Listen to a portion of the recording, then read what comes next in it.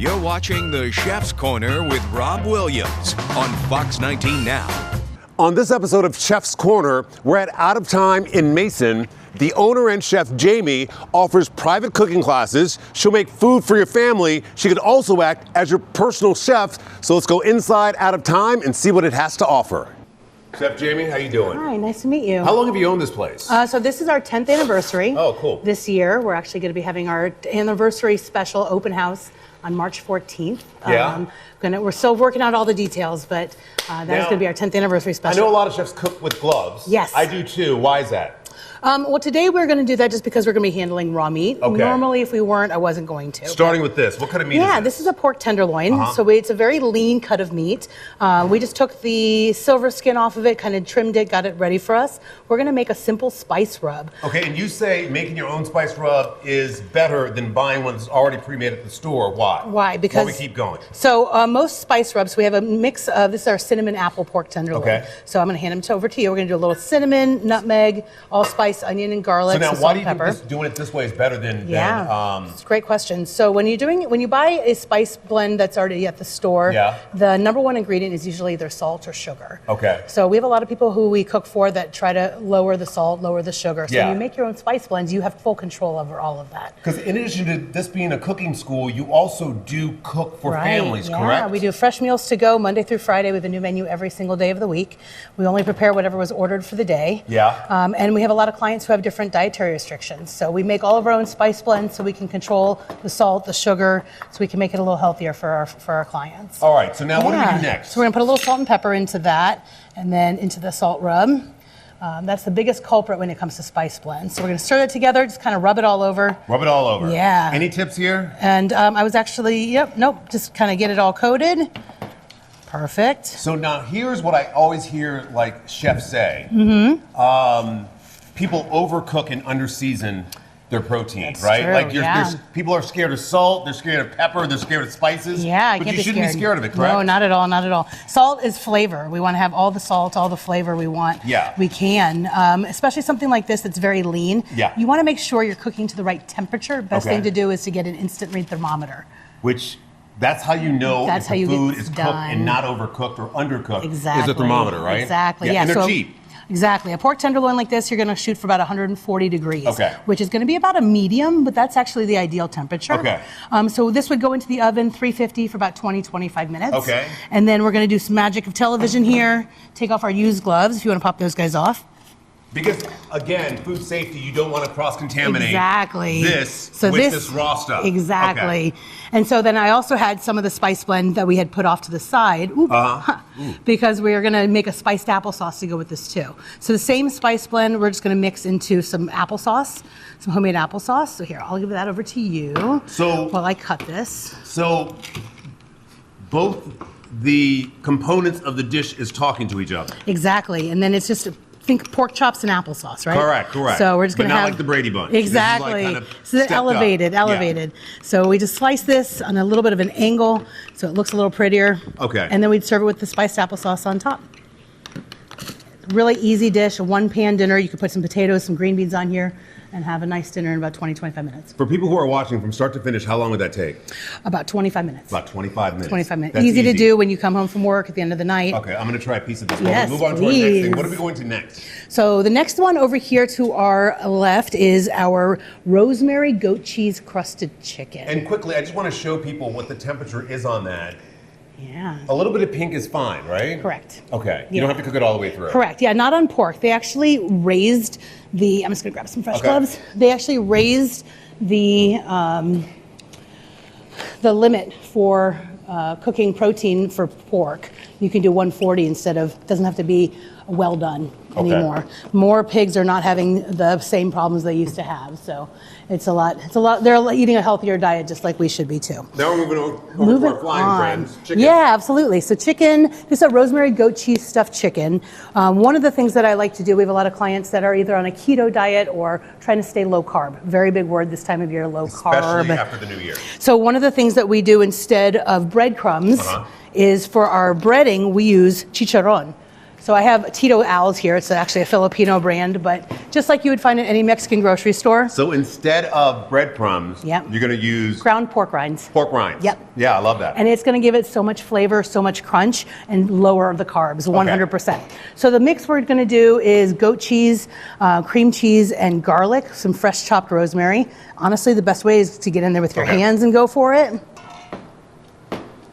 And when it comes, I think it's changed a lot. I think people have more fresh spices at home. Mm-hmm. If you only have dried spices, and totally fine. You use fresh spices, what do you need to know? So the one thing I'd like to mention is the ratio. So a dried spice is 3 times more powerful than a fresh spice. Okay. So if it calls for a teaspoon or a tablespoon of fresh spice or fresh herb, you'd want to use about a teaspoon. Teaspoon. Yes, okay. and you can always add more, but you can't take it out. So start with less. Yes. Because you can always add more, but you cannot take away. And it also determines when you're going to put it in. If you're going to put something in to a soup or a stew and it's going to cook for a while, it's better to have it dried at the beginning and then fresh at the end of a recipe. Got it. All right. So I'm just going to grab about half of that. Half of this? We took a chicken breast and just sliced a little pocket. Okay. Yeah, just shove it right in there. So one of my first cooking memories was making chicken nuggets when I was about 9 years old. It was my first cooking class that I ever took. So you took a cooking class at 9 years old? I did, and then look where I am now. You teach cooking classes? I do, and I teach Girl Scout groups. We do birthday parties, all sorts of fun. So this is kind of the same process that I did a million years ago, but with a grown-up version of it, if you would. Yes, so, and a low-carb version. Yeah, so it's the same kind of process as our 3-step breading procedure. Okay. So it is a dry, a wet, and a dry. Got it. And I highly recommend doing this with gloves or just getting comfortable, getting messy. So we're going to start with our dry. This could be a gluten-free flour. If you want to throw in some more protein, you could use an almond flour or coconut flour, just to kind of get something on the breading, on the protein, for the egg to stick to it. So when you bread anything, this is the process: dry, wet, egg, dry. and then dry. Got it. You got it. It's perfect. And the wet can be anything as well. It could be a mix of milk, it could be eggs, it could be mayonnaise, it could be anything that you want, just some kind of water. It could just be as simple as that. And then the last one is whatever you're going to finish your breading in. So today we're going to use some pork rinds. We always can do crazy stuff, potato chips, pretzels. You could do all brand cereal if you like. You could do anything that's going to give it that crunch. Breadcrumbs, great. And if you have kids who like to cook and you want to spend time with them in the kitchen, this would be something you can do with them, correct? So fun, yeah. So you can bread it, and then things can be frozen like this. They can also sit in the fridge for a day or two so that it's ready to go. You don't have to do this part a la minute. You don't have to do it right away. 10 years ago, why did you think that Cincinnati needed a cooking school? So at that point, I had been cooking, teaching classes about 7 different schools all over the city. So these would go into, here, you can put your gloves in here. Thank you. You're welcome. This would go into the oven? This can go in the oven, or it can go into a saute pan to crisp up. Okay. It takes about 17, 18 minutes in the oven, ready to go. Okay, I'm still working on this piece of pork. Yeah, no worries. So I was already teaching classes all over the city back from 2008 on, and I just really wanted to open up a place where I could bring all of my talents to one location. So we have cooking classes, we do meals to go, we have Girl Scout events, group cooking activities, team buildings, we have anniversary parties. We also offer full service catering off-site. So if you're having an event at home, we have a lot of different options. We're really flexible, really can customize it for you. Here's a question. Sure. Do you like teaching or do you like cooking more? Oh, that is a really good question. I like both. I mean, you have the best of both worlds. You're lucky. Oh my gosh, I love both. I get lost in my cooking so much that hours can go by and I'm like, oh, I need a drink of water. So this is a thing for me, and I like cooking. The reason why I like cooking is because it's the way I decompress, I de-stress. Yeah. Because right now, this is all I'm worried about. I'm not worried about work. I'm not worried about relationships. I'm not worried about my bank account. I'm not worried about retirement. I'm just worried about this, which is a nice way to check out. Do you find that's the same way for you? Not quite as much. My brain doesn't quite stop when I'm working, but I'm always thinking a couple steps ahead. Yeah. My brain goes to efficiency. I try to make things go as smoothly as possible, as quickly as possible, so that we can get the most done that we can at one time. This last dish we're making is what? So this is one of our famous vegetarian dishes. It's a peanut pasta with tamari tofu. So we're going to make the vinaigrette for this one. Which, whenever you go to an Asian restaurant and you have those kind of sticky, sweet, salty noodles, so this good. is it. And you can make it at home. So easy. Everything here you can buy at any local grocery store. Okay. Just starting with our bigger ingredient, we're going to put some peanut butter. Okay. This is Jif, Skippy, whatever, organic. Doesn't matter, whatever peanut Doesn't butter. matter that whatever you like. Because I'm partial to Jif. Yeah, this is, I think this one's Skippy, personally. Okay. Sorry, next time I'll know. So we're gonna put a little honey, but it could also be, if you're watching your glycemic index, you might wanna do a Splenda, you might wanna do agave, you might wanna do sugar, something different. Just something sweet. Okay. This is gonna balance out the vinegar. If you wanna grab that soy sauce that's gonna go in. Okay, so this is soy. That's soy sauce. We have a little bit of rice vinegar. And then we're just going to add in all the other ingredients. So that this is regular oil? That is just some vegetable oil. Vegetable oil? Mm-hmm. So you see, we didn't really put a lot of fat into this. Sure. We're just putting a little bit in there. The peanut butter has plenty of fat, so we don't really need to add too much more. You want to throw the ginger in there now? Yeah, so that's minced ginger, some fresh ginger. So easy to do and have on hand. And ginger is like, So if you're good feeling for you. nauseated, Very much so. ginger is very good to like make your stomach settle down. It sure is. You can just put a little slice of ginger and some lemon and some water. Yes. Make a fresh ginger tea. It's Yes. going to be so delicious. And what is this? This is sambal olek. It's a chili garlic sauce. It's got a nice little spice to it. You can buy it anywhere. All the Krogers have it. Meijer, any of the stores that you want. Okay. And it's just a little gives a little spice. You could also just do a crushed red chili flake if you wanted to do it without the liquid.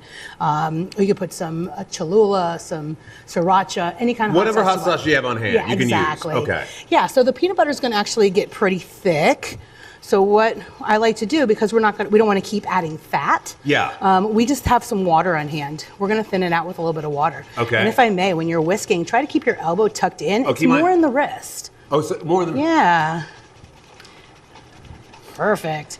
I'm just going to add a little bit of water to it. The mistake I was making is I was using too much energy. Yeah, I wasn't being efficient. Exactly, Right? exactly. Okay, cool. All right. You just want to keep it efficient. You want to make it small strokes, makes it go a little further. There you go. And I'm sure you're aware of that because oftentimes you don't just cook for your family, you're cooking for Correct. a large group of people. Correct, So yeah. efficiency matters. Yes, exactly. We have a time limit too, because food can only stay out for so Sure. long. We like to keep everybody pretty healthy. Okay, how's that? So yeah, that's got a great texture to it.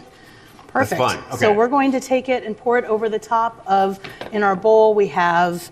Carrots? We have some fresh pasta, so some spaghetti. Yeah, But whatever pasta you have on hand. Exactly. It could also, if you wanted to keep it low carb, it could be spaghetti squash, it could be zoodles, Okay. it could be anything like that. Okay. So shredded carrot, some pepper, celery, green onions. So here's my question for you. When it comes to green onions, Yeah. I know people who just use the bottom part. Do you suggest you use the top and the bottom, and why? So mostly the green and a little bit of the white. It just really depends on how you grew up. Yeah, If your sure. parents, but we don't want to waste it all. The whole thing has flavor. Okay. We have some clients who are more sensitive to onions, have more of an allium issue, so they can have the green part, but not any white part. Okay, got so the it. white. So it really just depends. Good to know. But we use most of it. So if we're looking at a green onion, we want to like just have maybe an inch or two on Okay. each end.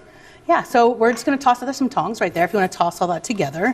So this dressing, we're going to toss over the pasta, but you could also put this on top of chicken. It could just be over green lettuce. It's just a really nice, easy dressing. I think the salad has my name on it for lunch. It's so good. I'm going to pour it in, get it nice and coated. Usually this one is going to be better the next day Sure. because it has time to sit and soak up all those flavors. We usually keep this one vegetarian. You could easily do this with chicken. You could add cauliflower. You could add other vegetables to it too, but it's perfect. And then I'm just going to sprinkle in some black and white sesame seeds to kind love of it. help finish it. And then maybe just a little bit more green onion. It's super fancy. Mm-hmm. But really easy. Really easy, really healthy and filling. I brought some home the other day and my son was like, oh, yes, I love that dish. For all the parents watching Yeah. watching right now, how soon did you get your kids involved in the kitchen? So And what was that like? Yeah, well, I have two kids. One of my kids wants nothing to do with it besides eating it, and one wants Sure. everything to do with it besides eating, but doesn't want to eat any of it. So I guess it's like anything else. Your kids show an interest in. Yeah. You have to just kind of gauge it and see if they want to get involved. Exactly. But it's never too early, though, No, right? never too early. We have kids as young as 5 who come and participate in hands-on cooking classes. Our birthday parties start at 7. So as soon as you can get in, I think 9 to 11 is an excellent age. If they're showing interest, really start to foster it. One of the things my mom did was buy me a lot of cookbooks. So I have a cookbook nook over in the corner. I've got lots of cookbooks, and I would just get them as presents and start reading them like they were fiction. They were just so fascinating to me. And one of the things that I really love about it is that you can travel the world through your plate. Agreed. And it's sense memory, right? Like you eat a dish, you remember where you were. Exactly. It's like a song. When you hear a song, you remember where you were, right? Exactly. Okay, we're going to plate this up and eat it. And I'm going to talk more with Chef Jaime coming up. But what I want to do is I want to talk about this dish. Yeah. I want to get some tips from you Yeah, for our viewers at home. Okay. And I want to grab a cookbook that Fine. you think belongs in every kitchen. Oh, that's a great one. All right, let's go check it out. Yeah, good. Chef, I'm going to ask you, do you think if kids spent more time in the kitchen, they would eat less garbage? I think so, and I think studies have proven that as well. Yeah. I think especially if they find where their food is coming from, and they can make either a direct correlation to it, or they have, they find out the history behind the food, then I find that they get more practice at like seeing what kale looks like coming from the ground and knowing how to make it into a plate, then they definitely have more of a connection and will generally eat healthier with that. But like anything else, it takes time to gain confidence, right? Absolutely, I mean, it just doesn't happen by osmosis. You got to try and try, make mistakes, Yep. and then you become better, correct? Yep, exactly. Yeah, that's some of the best mistakes become delicious dishes. Sure. Absolutely. Now let's talk about, Yeah. I want to give people tips on what cooking books do you feel like every kitchen needs? So I am a huge fan of, this is an ancient version, but a Betty Crocker picture book or some kind of plain overview cookbook is going to be an excellent one. I've got a few versions of this one. And mind you, I think any of these things would make a great gift Yes. for someone who likes to spend time in the kitchen or someone who wants to spend more time in the kitchen. Absolutely. So that's a good Betty one. Crocker's a good one. Better Homes, there's a new junior cookbook. This is probably on its 75th edition of it. Some of my favorite kids' recipes. This is a really good one for young people, for kids who really want to get into cooking. That's an excellent one that has a lot of different, it's got lots of pictures, but not just pictures, but graphic pictures. It also shows everything that you need, gives all the details. So that's a really great starter cookbook. This makes it super. In fact, I don't even think it's just for kids. I think adults would benefit from this book, especially if you're just trying to get started because it's not intimidating at all. Absolutely. We have a couple of books. There's a great series that's a Cooking for Dummies. Yeah. Fantastic. Okay. And you can cook for dummies with anything, just like they have everything for dummies. Same philosophy. Now this one here looks a little more. It's a little more advanced. Yeah, but this one is advanced, going to be more holistic. It's going to be talking about how you're making you feel good based on what you eat, which is also really important. Some people eat just to live, and some people live to eat. I'm more of a live to eat. I love to eat. I love dining. So I want to make sure that I'm eating well. I'm eating so that I feel well.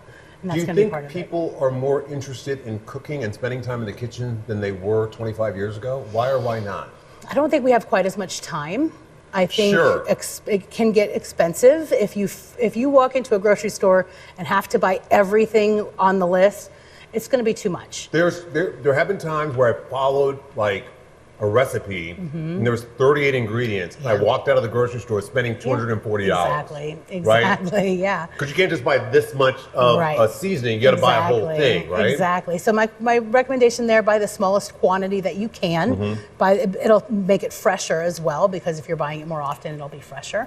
But if you have things, build your base pantry. Get a nice selection of spices, a good selection of pantry items that you can really play around with. And then you don't have to spend $250 at the grocery store. If you already have a container filled with rice and some spices, then you can really explore and play around. What should we have in our pantry? What should we have in our refrigerator? Oh, that's good. I'm a huge fan of butter, so anytime you can have butter in there. I like to keep a good hot sauce in there. Tahini is a really good one. It's a sesame seed paste, especially if you're trying to make something lower calorie, lower fat, that's going to have a lot more protein. That's going to be a good option for salad dressings. Yeah, you can make great toss salad vegetables dressings with that. Tahini, correct? Absolutely. You can also toss vegetables before you roast them in some tahini, a little of olive oil, some seasonings, and you're good to go. Spice-wise, I have a list of spices that I like to keep.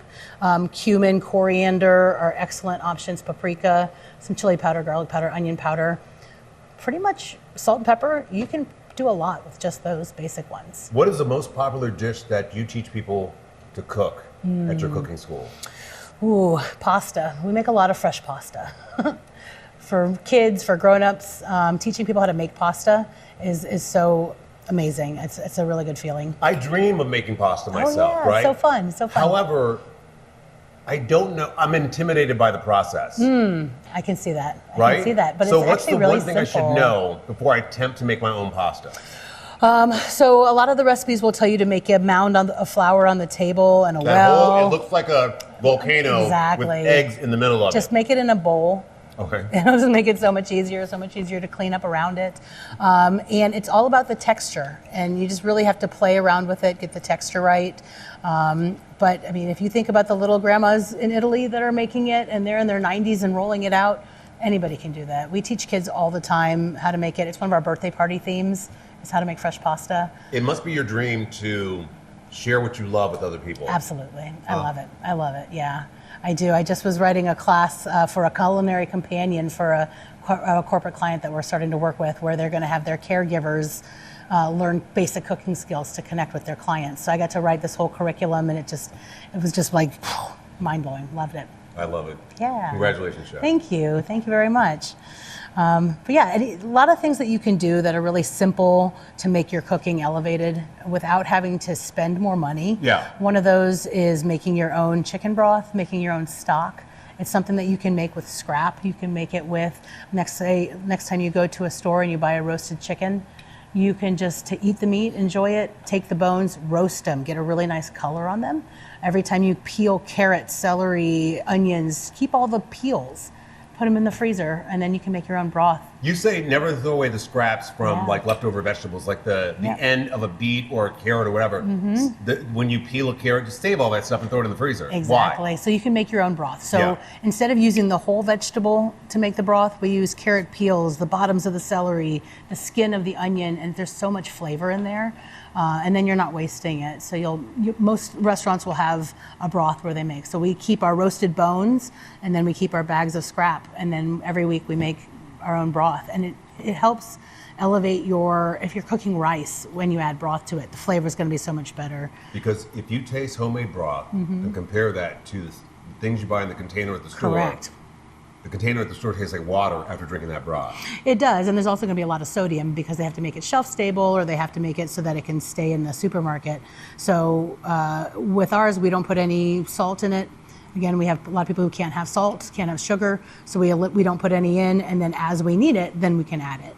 You can turn it into chicken soup. You can turn it into a risotto. You can, simmer things in it. You can drink it if you wanted to. This has been the Chef's Corner with Rob Williams on Fox 19 Now.